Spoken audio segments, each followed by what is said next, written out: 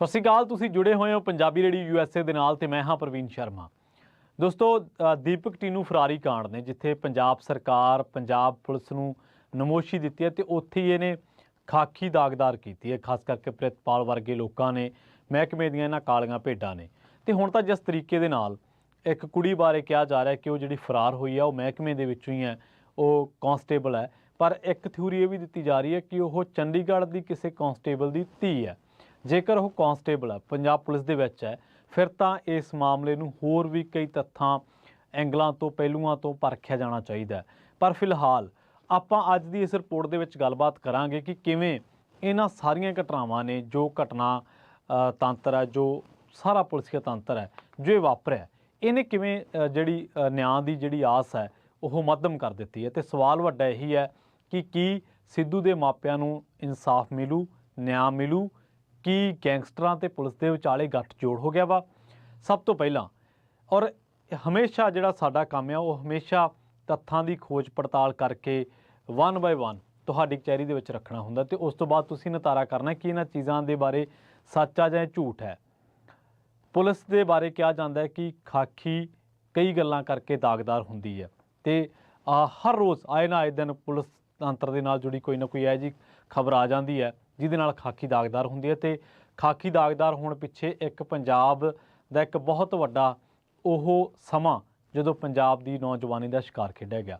ਖੈਰ, ਪਰ ਦੀਪਕ ਟੀਨੂ ਫਰਾਰੀ ਨੇ ਮਾਨਸਾ ਪੁਲਿਸ ਦੇ ਨਾਲ ਪੰਜਾਬ ਪੁਲਿਸ ਨੂੰ ਦਾਗਦਾਰ ਹੀ ਨਹੀਂ ਕੀਤਾ, ਸਗੋਂ ਇਹ ਵੀ ਦੱਸਿਆ ਕਿ ਕਿਵੇਂ ਮਹਿਕਮੇ ਵਿਚਲੀਆਂ ਕਾਲੀਆਂ ਭੇਡਾਂ ਜਿਹੜੀਆਂ ਨੇ ਉਹ ਮਾੜੇ ਮੋਟੇ ਲਾਲਚ ਦੇ ਵਿੱਚ ਆ ਕੇ ਕਿਵੇਂ ਵੱਡੇ ਵੱਡੇ ਕੇਸਾਂ ਦੀ ਐਸੀ ਤੈਸੀ ਫੇਰ ਦਿੰਦੀਆਂ। ਪ੍ਰਿਤਪਾਲ ਦਾ ਦੀਪਕ ਟੀਨੂ ਫਰਾਰੀ ਦੇ ਵਿੱਚ ਰੋਲ ਕੀ ਸੀਗਾ? ਉਹ ਬੰਦਾ ਕਿਵੇਂ ਜੁਗਾੜ ਲਾ ਕੇ ਅਫਸਰਾਂ ਦਾ ਚਹੇਤਾ ਬਣ ਕੇ ਕਿਵੇਂ ਉਹ ਮਾਨਸਾ ਦੇ ਵਿੱਚ CI ਸਟਾਫ ਦਾ ਇੰਚਾਰਜ ਬਣਦਾ ਵਾ, ਕਾਂਸਟੇਬਲ ਤੋਂ ਸਬ ਇੰਸਪੈਕਟਰ ਬਣਦਾ ਵਾ, ਤੇ ਇਹਦੇ ਨਾਲ ਕਿਹਦੀ ਇਜਾਜ਼ਤ ਤੇ ਉਹ ਟੀਨੂ ਨੂੰ ਘੁਮਾਉਂਦਾ ਫਿਰਦਾ ਸੀਗਾ, ਕਿਵੇਂ ਉਹਨੇ ਸਰਕਾਰੀ ਰਿਹਾਇਸ਼ ਦਿੱਤੀ ਤੇ ਉਹਦੀ ਗਰਲਫਰੈਂਡ ਨੂੰ ਉਹਨੂੰ ਮਿਲਣ ਦਿੱਤਾ, ਕਿਵੇਂ ਉਹਨੇ ਬਾਹਰ ਰਾਖੀ ਰੱਖੀ। ਹੁਣ ਜਿਹੜੇ ਬੰਦੇ ਰਿਹਾਇਸ਼ਾਂ ਦਿੰਦੇ ਨੇ ਜਦੋਂ ਕਿਸੇ ਪ੍ਰੇਮੀ ਪ੍ਰੇਮਿਕਾ ਨੇ ਮਿਲਣਾ ਹੁੰਦਾ, ਜਾਂ ਜਿਹੜੇ ਬੰਦੇ ਇਸ ਤਰ੍ਹਾਂ ਰਾਖੀ ਕਰਦੇ ਨੇ, ਖਾਸ ਕਰਕੇ ਜਿਹਦੇ ਵਿੱਚ ਉਹ ਕਮਰੇ ਦਾ ਇੰਤਜ਼ਾਮ ਕਰਦਾ ਗੈਂਗਸਟਰ ਵਾਸਤੇ ਤੇ ਉਹਦੀ ਗਰਲਫਰੈਂਡ ਨੂੰ ਮਿਲਣ ਦਿੱਤਾ ਜਾਂਦਾ, ਤੇ ਤੁਹਾਨੂੰ ਪਤਾ ਹੀ ਹੈ ਫਿਰ ਪੰਜਾਬੀ ਭਾਸ਼ਾ ਦੇ ਵਿੱਚ ਇਹੋ ਜਿਹੇ ਲੋਕਾਂ ਦੇ ਬਾਰੇ ਕਿਹੜਾ ਸ਼ਬਦ ਆਪਾਂ ਵਰਤਦੇ ਹਾਂ, ਕੀ ਤਖੱਲਸ ਦਿੱਤਾ ਜਾਂਦਾ ਉਹਨਾਂ ਨੂੰ। ਖੈਰ, ਆਪਾਂ ਉਹਦੇ 'ਤੇ ਨਹੀਂ ਆਉਂਦੇ ਕਿਉਂਕਿ ਇਹ ਸਾਰੀਆਂ ਗੱਲਾਂ ਆਪਾਂ ਕਰ ਚੁੱਕੇ ਹਾਂ। ਪ੍ਰਿਤਪਾਲ ਦੇ ਬਾਰੇ, ਉਹਦੇ ਰੋਲ ਬਾਰੇ, ਉਹਦੇ ਜੁਗਾੜ ਬਾਰੇ, ਉਹਦੀ ਰਾਖੀ ਬਾਰੇ, ਸਰਕਾਰੀ ਰਿਹਾਇਸ਼ ਬਾਰੇ, ਕੁਆਟਰ ਬਾਰੇ, ਗੇੜੀਆਂ ਬਾਰੇ, ਇਹ ਗੱਲਾਂ ਆਪਾਂ ਕਰ ਚੁੱਕੇ ਹਾਂ। ਪਰ ਹੁਣ ਆਉਣਾ ਆਪਾਂ ਅਗਲੀ ਗੱਲ 'ਤੇ। ਕੀ ਤੁਸੀਂ ਸੋਚਦੇ ਹੋ ਕਿ ਉਹਨੇ ਇਕੱਲੇ ਨੇ ਸਾਰੀ ਵਾਰਦਾਤ ਨੂੰ ਅੰਜਾਮ ਦਿੱਤਾ ਵਾ? ਕੀ ਤੁਹਾਨੂੰ ਲੱਗਦਾ ਕਿ ਪ੍ਰਿਤਪਾਲ ਸਿੰਘ ਇਕੱਲਾ ਸੀ, ਜਾਂ ਉਹ ਕੁੜੀ ਨੂੰ ਨਾਲ ਐਡ ਕਰ ਲਓ ਜਿਹੜੀ ਬਾਰੇ ਕਿਹਾ ਜਾ ਰਿਹਾ ਕਿ ਕਾਂਸਟੇਬਲ ਸੀ? ਕੀ ਦੋਨੇ ਇਕੱਲੇ ਹੀ ਸੀਗੇ ਕਿ ਮਹਿਕਮੇ ਨੂੰ ਇਹਨਾਂ ਬਾਰੇ ਕੋਈ ਪਤਾ ਨਹੀਂ ਸੀ? ਇਹ ਹੋ ਸਕਦਾ ਤੁਹਾਨੂੰ ਇਹ ਗੱਲ ਡਾਈਜੈਸਟ ਹੋ ਰਹੀ ਹੈ। ਉਸ ਤੋਂ ਬਾਅਦ ਇਹ ਕਹਿਣਾ ਮੁਸ਼ਕਿਲ ਹੈ ਕਿ ਉਹਨੂੰ ਇਕੱਲੇ ਨੂੰ ਹੀ ਪਤਾ ਹੋਵੇ ਕਿ ਦੀਪਕ ਟੀਨੂ ਮੇਰੇ ਨਾਲ ਹੈ, ਕਿਉਂਕਿ ਤਿਹਾੜ ਜੇਲ੍ਹ ਦੇ ਵਿੱਚੋਂ ਦਰਜਨਾਂ ਕੇਸਾਂ ਦੇ ਵਿੱਚ ਲੋੜੀਂਦਾ ਦੀਪਕ ਟੀਨੂ, ਔਰ ਖਾਸ ਕਰਕੇ ਉਹਨਾਂ 34-35 ਬੰਦਿਆਂ ਦੇ ਵਿੱਚੋਂ ਅਹਿਮ ਰੋਲ ਦਾ ਦੀਪਕ ਟੀਨੂ, ਜਿਹਦਾ ਸਿੱਧੂ ਮੂਸੇਵਾਲਾ ਕਤਲ ਦੇ ਵਿੱਚ ਕਿਹਾ ਜਾ ਰਿਹਾ ਹੋਵੇ ਕਿ ਸਾਜ਼ਿਸ਼ ਘਾੜਿਆਂ ਦੇ ਵਿੱਚੋਂ ਇੱਕ ਗੋਲਡੀ ਬਰਾੜ ਦਾ, ਲਾਰੈਂਸ ਬਿਸ਼ਨੋਈ ਦਾ ਬੜਾ ਖਾਸਮ ਖਾਸ ਤੇ ਬੜਾ ਭਰੋਸੇਯੋਗ ਬੰਦਾ ਵਾ, ਉਹਨੂੰ ਇਕੱਲਾ ਹੀ ਘੁਮਾਉਂਦਾ ਫਿਰਦਾ ਸੀ। ਕੀ ਤੁਹਾਨੂੰ ਲੱਗਦਾ ਕਿ ਇਹ ਗੱਲ ਹੋ ਸਕਦੀ ਹੈ? ਉਸ ਤੋਂ ਇਲਾਵਾ ਜਿਸ ਤਰੀਕੇ ਨਾਲ ਫਿਰ ਮਾਮਲੇ ਦੇ ਮੁੱਢਲੇ ਤੌਰ 'ਤੇ ਵਿੱਚ ਉਹਨੂੰ ਬਰੀ ਕਰਨ ਦੇ ਯਤਨ ਕੀਤੇ ਗਏ, ਮਾਮਲੇ ਨੂੰ ਦਬਾਇਆ ਗਿਆ ਕਿ ਪ੍ਰਿਤਪਾਲ ਸਿੰਘ ਦੇ ਬਾਰੇ ਅਸੀਂ ਕਰਾਂਗੇ, ਇਹ ਕਰਾਂਗੇ, ਉਹ ਕਰਾਂਗੇ, ਤਾਂ ਇਹ ਲੱਗਦਾ ਨਹੀਂ ਗਾ ਕਿ ਉਹ ਇਕੱਲੇ ਦਾ ਹੀ ਕੰਮ ਹੈ। ਉਸ ਤੋਂ ਬਾਅਦ ਸ਼ੱਕ ਹੁੰਦਾ ਹੈ ਕਿ ਹੋ ਸਕਦਾ ਹੈ ਪੁਲਿਸ ਦੇ ਆਲਾ ਅਫਸਰਾਂ, ਵੱਡੇ ਅਫਸਰਾਂ ਦੇ ਵਿੱਚੋਂ ਵੀ ਕਿਸੇ ਇੱਕ ਨੂੰ ਇਹਦੇ ਬਾਰੇ ਪਤਾ ਹੋਇਆ, ਤੇ ਜੇਕਰ ਪਤਾ ਹੋਵੇ ਤਾਂ ਪੰਜਾਬ ਪੁਲਿਸ ਦੀਆਂ 3 ਕੜੀਆਂ ਗੈਂਗਸਟਰਾਂ ਨਾਲ ਜੁੜ ਜਾਣਗੀਆਂ। ਪ੍ਰਿਤਪਾਲ ਸਿੰਘ, ਉਹ ਕੁੜੀ ਜਿਹਦੇ ਬਾਰੇ ਕਿਹਾ ਜਾ ਰਿਹਾ ਕਿ ਪੁਲਿਸ ਕਾਂਸਟੇਬਲ ਦੀ ਕੁੜੀ ਹੈ, ਚੰਡੀਗੜ੍ਹ ਦੀ ਕਿਸੇ ਪੁਲਿਸ ਕਾਂਸਟੇਬਲ ਦੀ ਕੁੜੀ ਹੈ, ਜਾਂ ਉਹ ਪੁਲਿਸ ਕਾਂਸਟੇਬਲ ਹੈ, ਜਾਂ ਉਹ ਵੱਡੇ ਅਧਿਕਾਰੀ ਜਿਨ੍ਹਾਂ ਨੂੰ ਪਤਾ ਸੀ, ਤਾਂ ਫਿਰ ਇਹ ਮਾਮਲਾ ਹੋ ਜਾਊਗਾ ਪੁਲਿਸ ਤੇ ਗੈਂਗਸਟਰਾਂ ਦੇ ਵਿਚਾਲੇ ਗੱਠਜੋੜ ਦਾ। ਉਸ ਤੋਂ ਵੀ ਅਗਲੀ ਗੱਲ ਕਰਦੇ ਹਾਂ।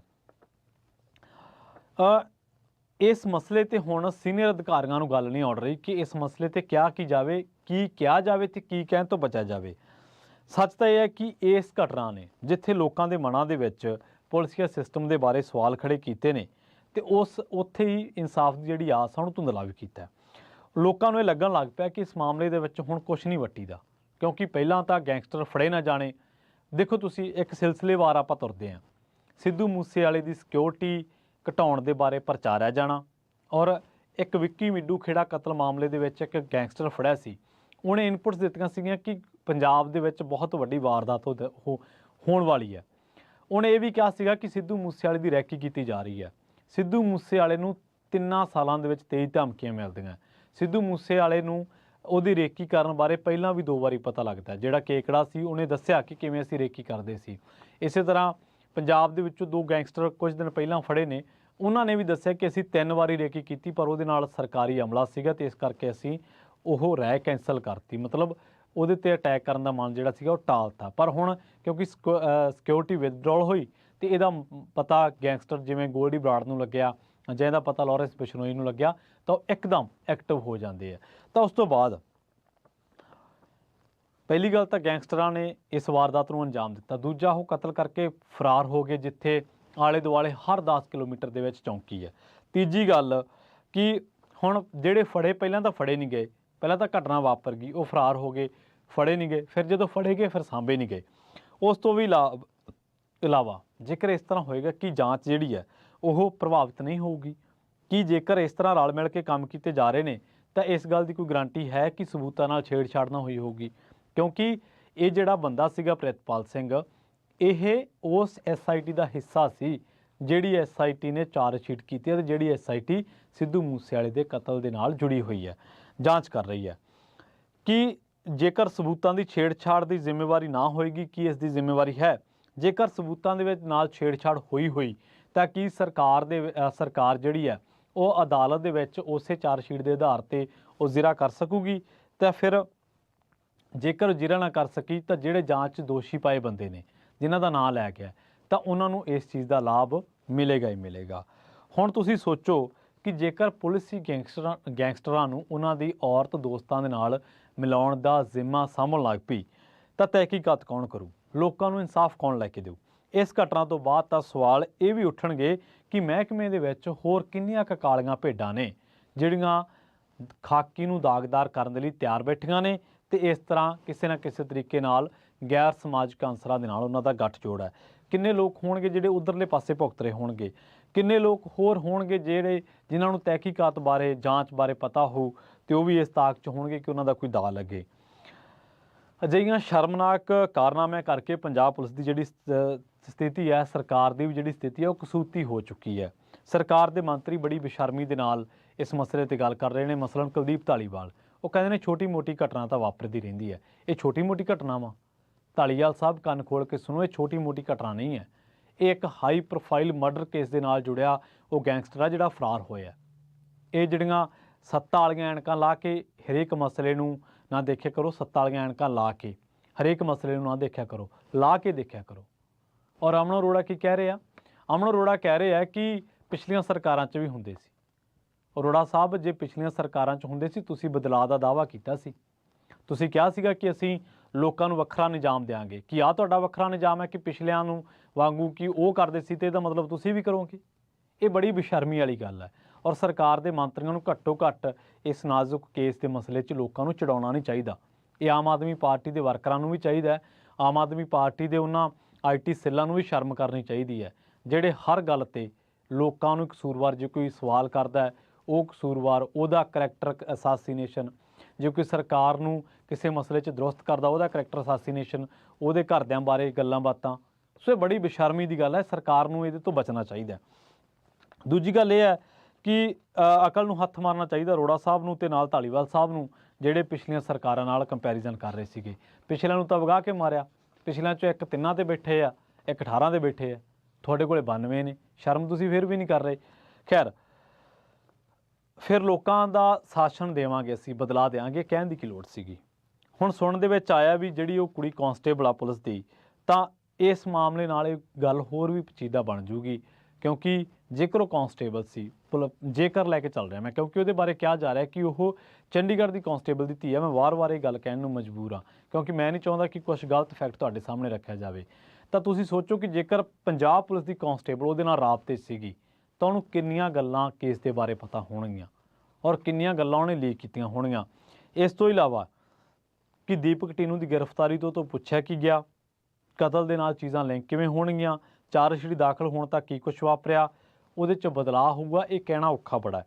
ਪ੍ਰਿਤਪਾਲ ਤਾਂ ਖੁਦ ਉਸ SIT ਦਾ ਹਿੱਸਾ ਸੀ ਜਿਹੜੀ ਇਸ ਮਾਮਲੇ ਦੇ ਵਿੱਚ ਪੜਤਾਲ ਕਰ ਰਹੀ ਸੀ।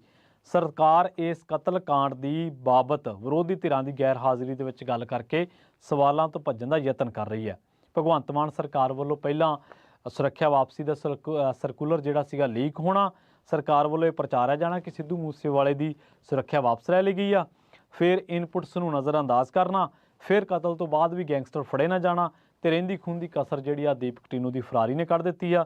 ਕੁੱਲ ਮਿਲਾ ਕੇ ਇਸ ਮਾਮਲੇ ਨੇ ਸਰਕਾਰ ਤੇ ਪੰਜਾਬ ਪੁਲਿਸ ਨੂੰ ਕਸੂਤਾ ਫਸਾ ਦਿੱਤਾ ਹੈ ਤੇ ਜਿਸ ਤਰੀਕੇ ਨਾਲ ਪੰਜਾਬ ਪੁਲਿਸ ਦਾ ਹੀ ਇੱਕ ਅਫਸਰ, ਇੱਕ ਉਹ ਬੰਦਾ ਜਿਹੜਾ SIT ਨਾਲ ਵੀ ਜੁੜਿਆ ਹੋਇਆ ਹੈ, ਪੰਜਾਬ ਪੁਲਿਸ ਦੀਆਂ ਹੀ ਕਾਲੀਆਂ ਭੇਡਾਂ ਨੇ ਇਹ ਜਿਹੜਾ ਗੈਂਗਸਟਰ ਫੜਿਆ ਸੀ, ਜਿਹਦੇ ਉੱਤੇ ਦਰਜਨਾਂ ਹੀ ਕੇਸ ਦਰਜ ਨੇ ਤੇ ਜਿਹੜਾ ਲੋੜੀਂਦਾ ਬੜੀ ਅਹਿਮ ਕੜੀ ਹੈ ਇਹ ਸਿੱਧੂ ਮੂਸੇਵਾਲਾ ਕਤਲ ਮਾਮਲੇ ਦੇ ਵਿੱਚ।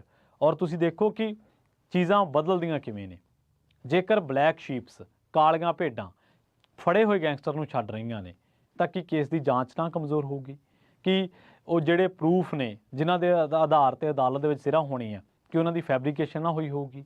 ਕਿ ਜਿਹੜੀਆਂ ਪੁਲਿਸ ਦੀਆਂ ਪਲੈਨਿੰਗਸ ਨੇ, ਪੁਲਿਸ ਨੇ ਜੋ ਰਿਮਾਂਡ ਹਾਸਲ ਕਰਨੇ ਨੇ, ਜੋ ਜ਼ਿਰਾ ਹੋਣੀ ਹੈ, ਜੋ ਸਬੂਤ ਨੇ, ਕਿ ਗੈਂਗਸਟਰਾਂ ਤੱਕ ਇਹ ਗੱਲਾਂ ਨਾ ਜਾਣਗੀਆਂ? ਜੇਕਰ ਗੈਂਗਸਟਰਾਂ ਤੱਕ ਜਾਣਗੀਆਂ ਤੇ ਉਹਨਾਂ ਦੇ ਵਕੀਲ ਤੱਕ ਨਾ ਜਾਣਗੀਆਂ। ਸੋ ਇਹ ਮਸਲਾ ਉੱਡਾ ਛੋਟਾ ਨਹੀਂ ਹੈ ਜਿੱਡਾ ਛੋਟਾ ਅਮਨ ਅਰੋੜੇ ਤੇ ਕੁਲਦੀਪ ਧਾਲੀਵਾਲ ਨੂੰ ਲੱਗਦਾ, ਕਿਉਂਕਿ ਉਹਨਾਂ ਨੇ ਬਿਆਨ ਦਿੱਤੇ ਨੇ। ਸੋ ਮਾਨ ਸਰਕਾਰ ਨੂੰ ਚਾਹੀਦਾ ਕਿ ਇਸ ਮਸਲੇ ਦੇ ਵਿੱਚ ਮੂਸੇਵਾਲੇ ਦੇ ਜਿਹੜੇ ਮਾਪੇ ਆ ਉਹਨਾਂ ਨੂੰ ਨਿਆਂ ਲੈ ਕੇ ਦਿੱਤਾ ਜਾਵੇ। ਔਰ ਕਾਂਗਰਸ ਦੀ ਅਪਰੋਚ ਵੀ ਇਸ ਮਸਲੇ ਦੇ ਵਿੱਚ ਕੋਈ ਬਹੁਤੀ ਚੰਗੀ ਨਹੀਂ ਹੈ।